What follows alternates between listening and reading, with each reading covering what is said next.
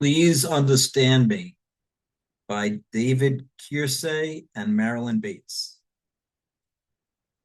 Characteristics of E, extrovert, which are 75% of the population. Sociability, interaction, external, breadth, extensive, multiplicity of relationships, expenditure of energies, interest in external events. I, introvert, 25% of the population, territoriality, concentration, internal, depth, intensive, limited relationships, conservation of energies, interest in internal reaction. S, 75% of the population. S is sensation, experience, past, realistic, perspiration, actual, down to earth, utility, fact, practicality, sensible. N, N is intuition, 25% of the population, hunches, future, speculative, inspiration, possible, heads and clouds, fantasy, fiction, ingenuity, imaginative. T, 50% of the population, thinking, objective, principles, policies, laws, criterion, firmness, impersonal, justice, categories, standards, critique, analysis, allocation. F, 50% of the population, feeling, subjective, values, social values, extenuating circumstances, intimacy, persuasion, personal, humane, harmony, good or bad, appreciate, sympathy, devotion. J, 50% of the population, judging, settled, decided, fixed, plan ahead, run one's life, closure, decision making, planned, completed, decisive, wrap it up, urgency, deadline, get, show on the road. P, 50% of the population,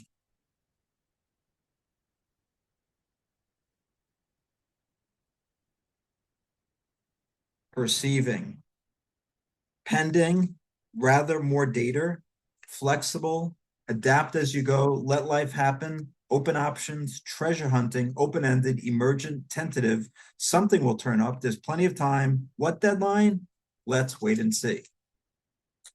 Because the NT is so serious about the knowledge he must have to be competent and to be seen by others as competent, he does in fact frequently gain outstanding proficiency in his field. The dominance of his power hunger over his lesser hungers for action, duty, or actualization often exerts itself early in life, usually taking the form of a childish curiosity as to how things work, especially machines. The NT begins his search for explanations as soon as he has the language for questioning. He's puzzled by the world around him and is not satisfied with the non sequitur answers from his elders. He wants the answers given to him to hang together and to make sense. He can be insistent in his efforts to gain these data to the extent of annoying others. Learning for the NT is a 24-hour preoccupation, and the characteristic exerts itself early on, particularly in the case of the extreme NT. Because of the NT's passion for knowing, he can develop a large repertoire of competencies by the time he finishes his formal education. His early start and his persistence enable the NT to excel above the other styles in technology. And as the intellectual ability of the NT increases, the tendency to seek the sciences, mathematics, philosophy, architecture, engineering, indeed anything complicated and exacting also increases. These occupations, therefore, are heavily populated by NTs. Perhaps more than any other style, NTs live in their work. For the NT, work is work and play is work. Condemning an NT to idleness would be the worst sort of punishment. Work is done not so much to achieve a product or for the pleasure of action, but for the improvement, perfection, or proof of skill or knowledge required for the work. We might ask for some clarification of what is meant by opposite in the context of the temperament theory. In a very broad sense, thinkers are opposites of sensibles. In the Jungerian framework, thinkers are opposites of feelers. Judicials are opposite of perceptives, and extroverts are opposite of introverts. Of course, there is no such thing as an extroverted type per se. There are 8 extroverted types as there are 8 introverted types. Extroverts can be radically different from each other, just as thinkers and judicials. Opposite types are as follows: INTP and ESFG, FJ, ENTP and ISFJ, INTJ and ESFP, ENTJ, and ISFP. INFP and ESTJ, ENFP and ISTJ, INFJ and ESTP, ENFJ and ISTP. Opposite temperaments are NF versus NT and SP versus SJ.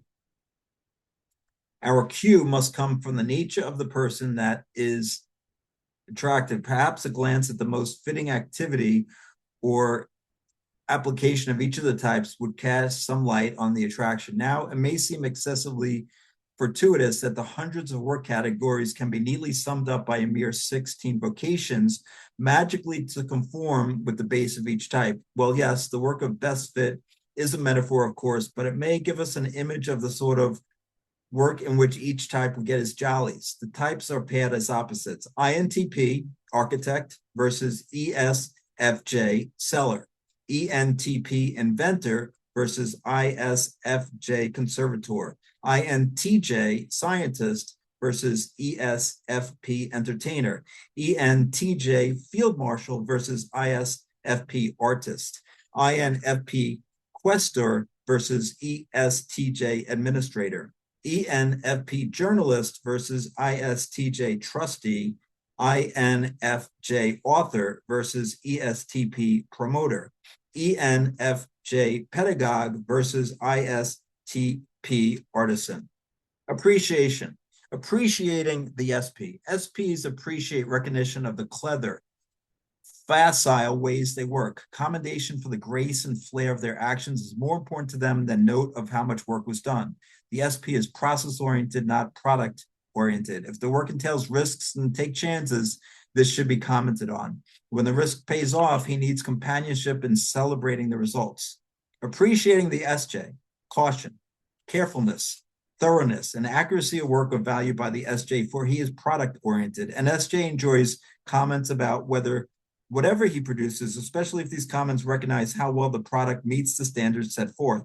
He appreciates being recognized as a responsible, loyal, and industrious person, which is not difficult, for those three adjectives can readily be applied to most SJs. Appreciating the NT.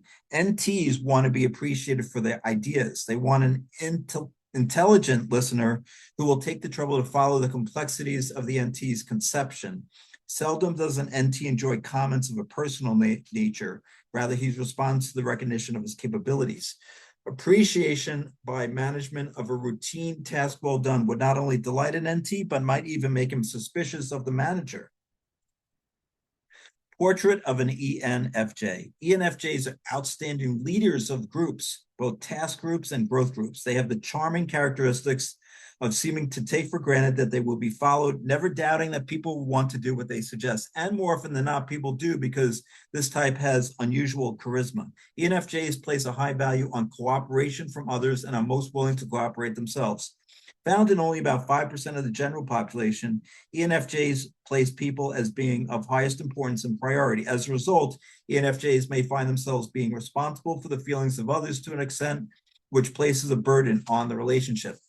ENFJs take communication for granted and believe that they are understood and that their communications are accepted, just as they themselves are accepting. So do they assume that others are the same.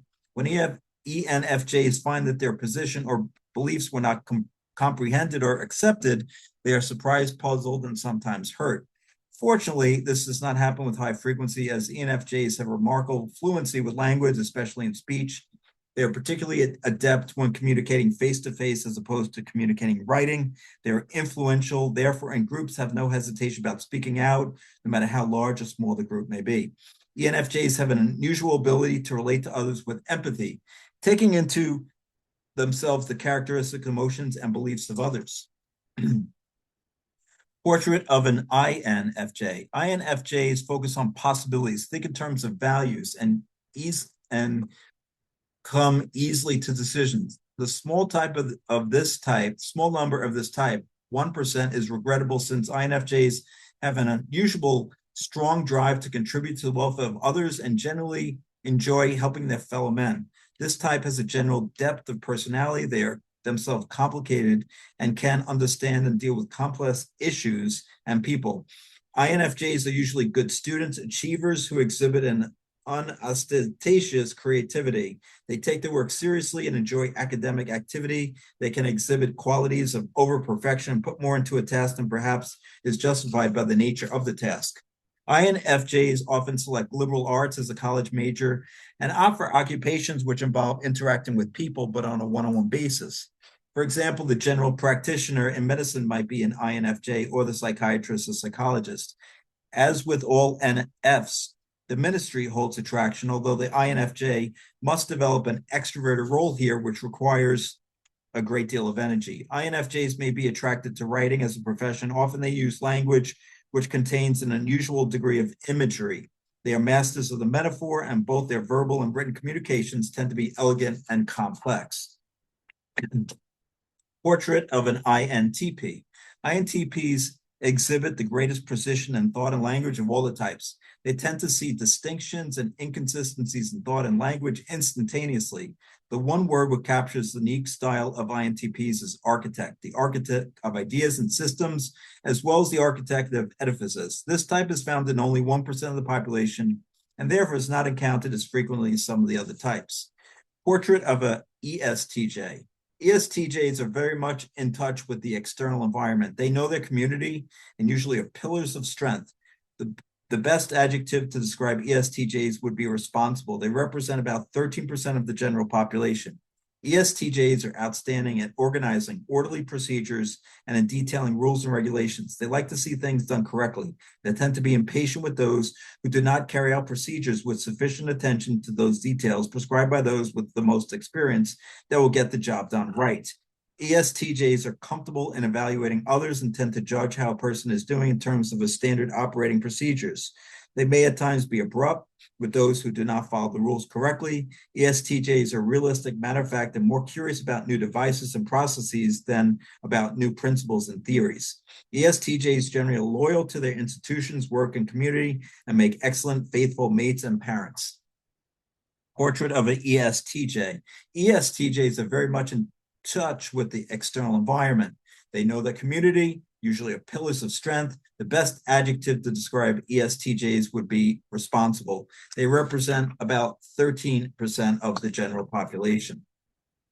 Portrait of an ISTJ. ISTJs are characterized by a decisiveness in practical affairs, are the guardians of time-honored institutions, and if only one adjective would be selected, dependable would be best describe this type, which represents about 6% of the general population. The word of ISTJs is their bond, and they experience great uneasiness by thoughts of a bankrupt nation, state, institution, or family. Whether at home or at work, this type is rather quiet and serious. ISTJs are extraordinarily persevering and dependable. The thought of dishonoring a contract would appall a person of this type. When they give their word, they give their honor. ISTJs can be counted on to conserve the resources of the institution they serve and bring to their work a practical point of view. They perform their duties without flourish or fanfare. Therefore, the dedication they bring to their work can go unnoticed and unappreciated. ISTJs' interest in the thoroughness, details, justice, practical procedures, and smooth flow of personnel and material leads this type of to occupations where their preferences are useful. For example, ISTJs make excellent bank examiners, auditors, accountants, or tax examiners. Investments in securities are likely to interest this type, particularly investments in blue chip securities. ISTJs are not likely to take chances either with their own or others' money. ISTJs can handle difficult, detailed figures and make sense of them. They communicate a measure of reliability and stability, which often makes them excellent supervisors of, for example, a ward in a hospital, library, or a business operation. ESFJs are the most social of all types, are energized by interactions with people, tending to idealize whatever or whoever they admire. Harmony is a key to this type, which is represented of about 13% of the population. ESFJs are the great nurturers of established institutions such as the home, the school, the church, and civic groups. Wherever they go, They promote harmony and harmonious relationships. They are outstanding hosts or hostesses, able to call people by name, usually after only one introduction. At a social gathering, they can be observed attending to the needs of others, trying to ensure that all are comfortable and involved. Social ties matter to the ESFJs, and their conversations often drift to nostalgic recounting of past memories. Traditions are developed, supported, and carefully observed by the ESFJ. ESFJs are hurt by indifference and need to be appreciated both for themselves and for the abundance, typically in the form of services they give to others. They are conscious of appearances and take the opinions of others regarding social standards very seriously. Values in an ESFJ may take the form of shoulds and should nots and may be freely expressed. Conscientious and orderly ESFJs may become restless when isolated from people.